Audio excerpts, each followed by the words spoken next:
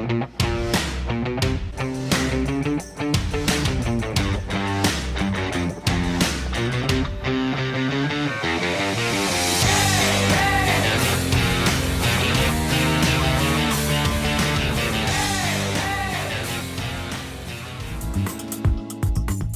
Rosie and Bill Show wish to thank our partners and Positivity primary sponsors. The Roselli Agency, based in Kennett Square, Pennsylvania. Brian and his team of insurance professionals have been serving the needs of Chester County for more than 2 decades. The Mallon Agency, located in Springfield, PA, where they take pride in tailoring the right insurance policy for the right client and exceeding expectations every time. Hi, everyone. Welcome to the Rosie and Bill Show. Bill and I have decided to take this week in a different direction. Generally, we have these fantastic artists on our show, actors, comedians, singers, musicians. But this week, you're going to get to know your co-hosts a little bit. So, Bill, I'd like to start by asking a question that we often ask our guests. When did you first know that you had this talent for being behind a microphone? Well, I can't speak to the talent, but I know that I've almost always loved being behind a microphone as far back as I can remember. Wanting to be a sportscaster, wanting to be a rock star. It didn't really matter. I loved sports and music equally as a kid. So, and I didn't quite realize it at the time. I just knew that I really enjoyed reading the box scores or pretending I was doing the sports on my own or recording into a little tape recorder. And then in high school, they needed a singer for this band going into the Battle of the Bands. And I was like, what the hell? I'll do it. And had you sung before that? No. You just was like, I have no idea if I can sing, or you knew you could sing from singing like in the shower? I guess I had sung a little bit in the shower, and I didn't break any glass or cause any animals to, scream or bark or moan or cry. But more it was about, I think the girls would like that. So let's give that a shot. And at the time I was 6'1" and 115 pounds. What the hell else was I going to do? But it actually turned out pretty well. And interestingly, that first Battle of the Bands, I just remember there were 3,000 people, they estimated, packed into the gym at Upper Darby High School in Upper Darby, Pennsylvania. And people were like literally right up in front of my face. They were packed like sardines. So I loved it, had a great time. But the next day I started teaching myself how to play the drums because I needed something in between me and all those people. It freaked me out a little bit. Oh, wow. Yeah, I was going to say, were you nervous at all? I guess I was, but mostly about getting the words wrong. That was probably my biggest fear, because especially with Freebird, that's what we finished with. You do not want to flub the words to Freebird. How many songs did you do? Do you remember? We did We're an American Band, Space Truckin', and Freebird in that first Battle of the Bands. And the other tough part, here's another tough part, okay? When you're doing the live version of Freebird, there's about 10 minutes at the end, whereas the singer, you got nothing to do. There's guitar leads being traded off, some cool bass lines, drum breaks. I just kind of stood there and just clapped my hands and, just did what I could to keep people entertained. But that part was a little tough. And then I realized there's something to being this front man. You got to bring something to the table other than just singing. So like I said, the next day, taught myself how to play the drums. And for the next several Battle of the Bands, I was a lead singer and the drummer. I played some Don Henley for a few years after that. Well, what happened? Did the band do well that first time? There were, I think, 8 bands. I'm not sure where we didn't win. But the next 2 years that I competed, finished second both times, didn't win. And one year we finished second to a band called Kashmir, and their guitar player was Jeff LaBar, who went on to big and great things with Cinderella. And they had, I believe they had over 20 microphones through a gigantic PA system.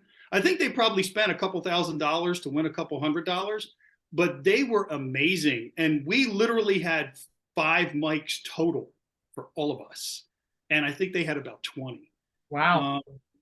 Yeah, and we played my favorite song that night. We did Johnny Be Good. I love that song. From the father of rock and roll, Chuck Berry. Right. I know he's your guy. It's interesting that that's such a passion for you folks. We call these days the glory days, right? Because how can you not look back on them with fond memories? And you sometimes like to reminisce or want to go back because it was just a lot of good times, good energy, good feelings and fun and camaraderie and all of that. But now, like, we fast forward a little bit and you had to work, right? Mm-hmm. You had to work and put yourself through college and whatnot. But in college, you pursued the other passion that you had for sportscasting. Tell us about that. Yeah, and I was definitely on the extended plan going to college. There were some times I had to take a little break, work, get some money, and go back. But yeah, my senior year at Westchester, it was time for me to pick an internship. And I know that a lot of people that were aspiring to go into communications or go into sportscasting or news, they would opt for trying to get internships at one of the big local stations. And I kind of looked at it differently. My concern was that if I go there, I'm probably going to be getting coffee for people and running errands and doing that kind of thing. So I found a smaller TV station in Newcastle, Delaware, Channel 2, WNS. And I went there and I met with the news director and the sports director. And boy, they needed interns. They'd take any help they could get. So I opted to go there.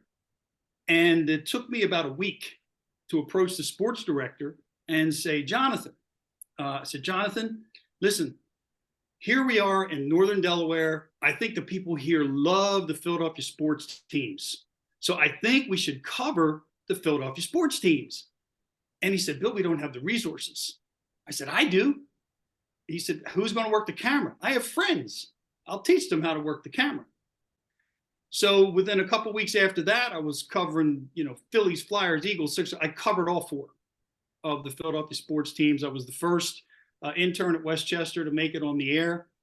Good evening. I'm Bill Miller. For the first time since 1980, and for the 5th time in their history, the Flyers will be a part of the Stanley Cup Finals. The Flyers' ticket to the finals came as a result of last night's 3-0 win over the Nordiques. Now, coming into the game, the Flyers knew that a loss would send the series back to Quebec for a 7th and deciding game. And with that in mind, the Flyers decided to wrap things up in their own building.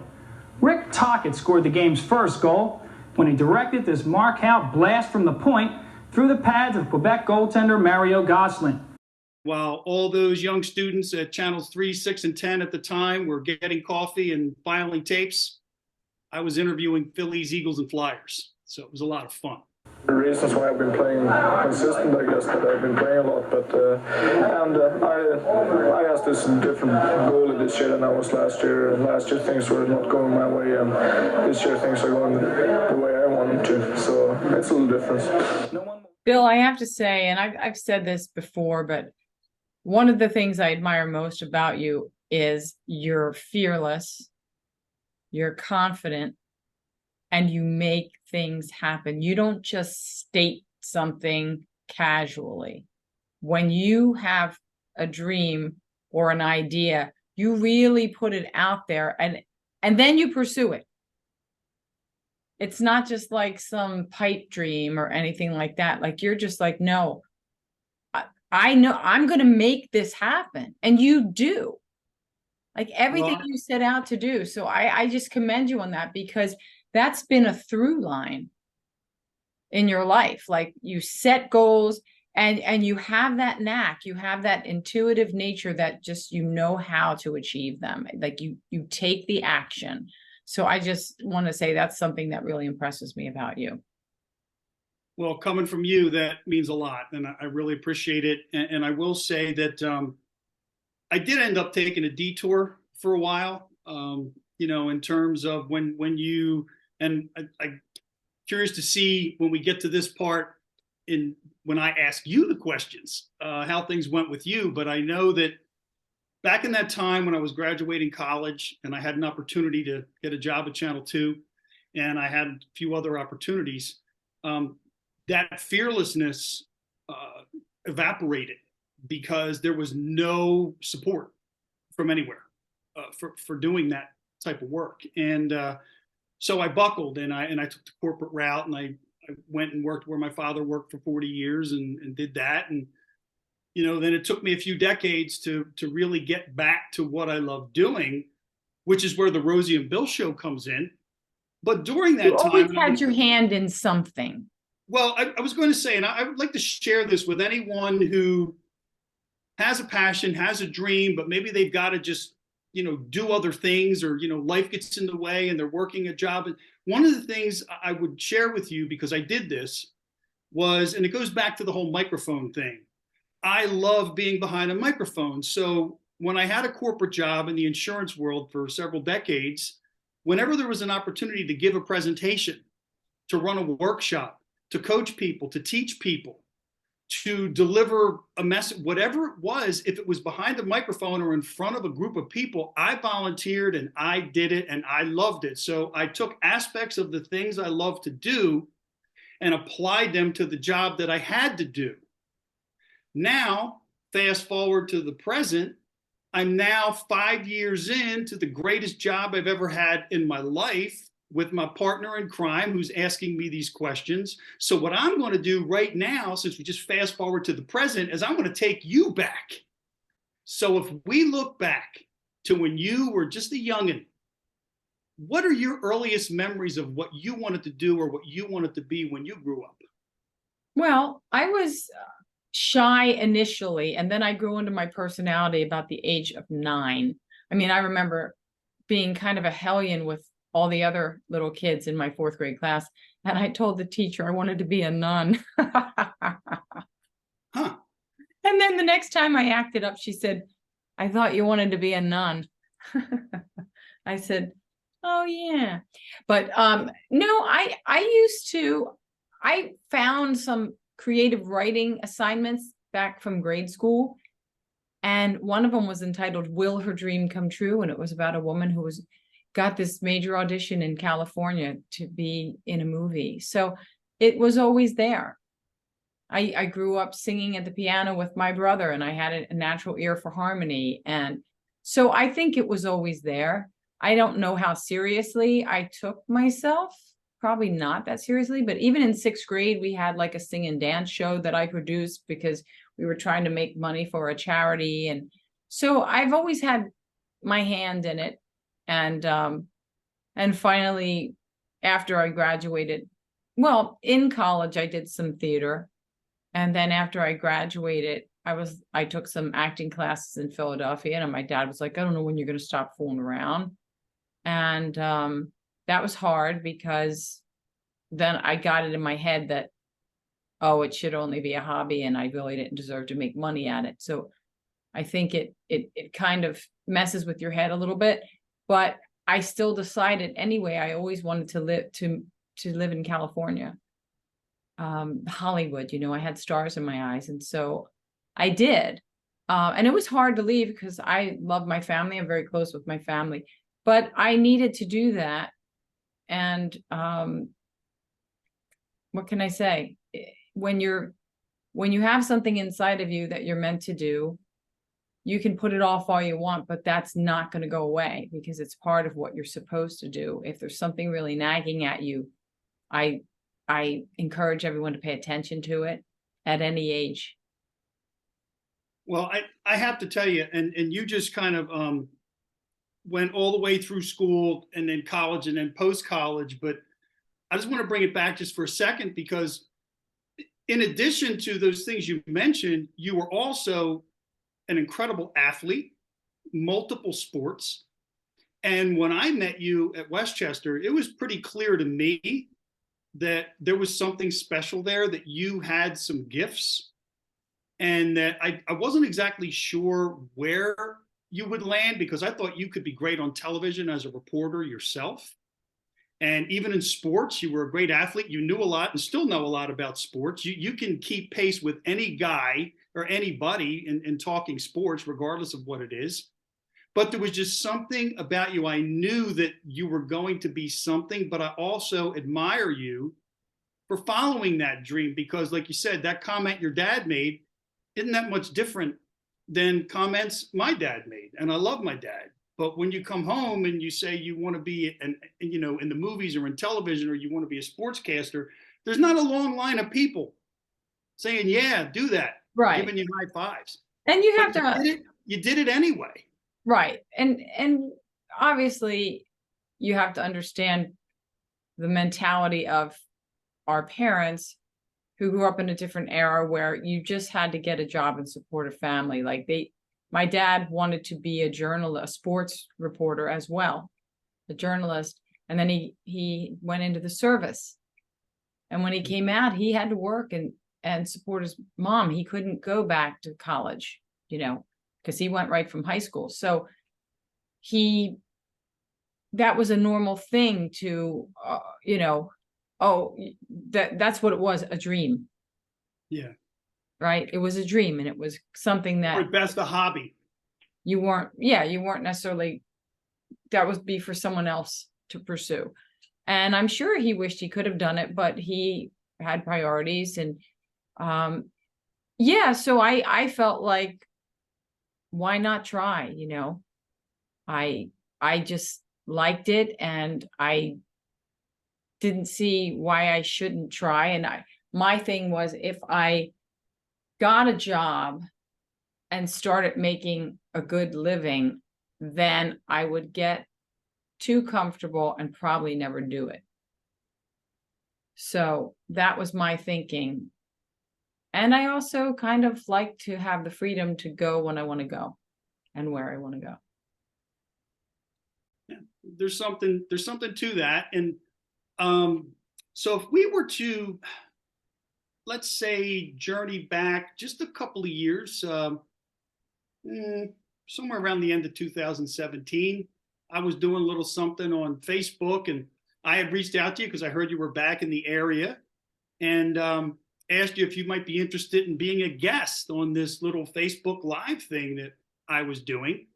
And I remember it was snowing, the weather wasn't that great, it was December here in suburban Philadelphia, and you braved the elements.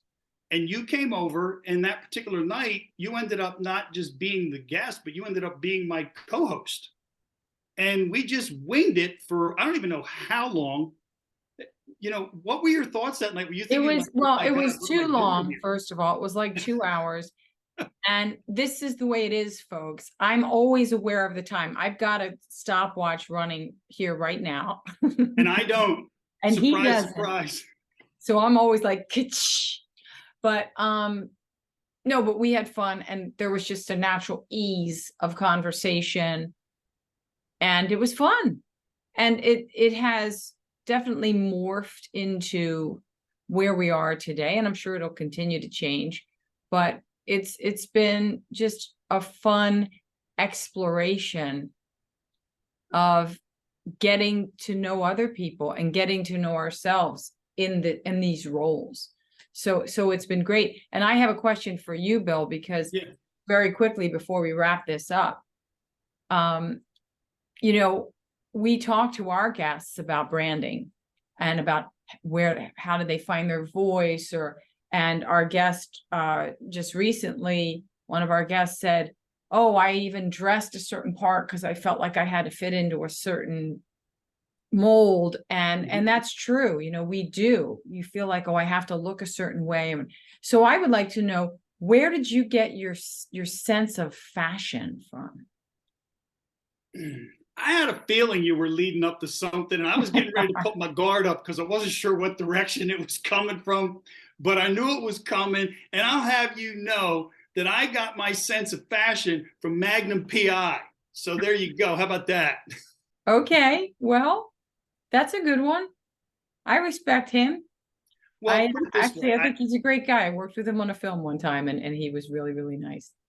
We'll see that. How about that? Maybe we'll have to see if we can get him on the show at some point when he's not busy doing Blue Bloods. Yeah, But yeah, that'd be awesome. I'm one who believes in just kind of dressing how you feel. And when I get to do this show with you, I feel festive. I feel happy. And what says festive and happy better than this?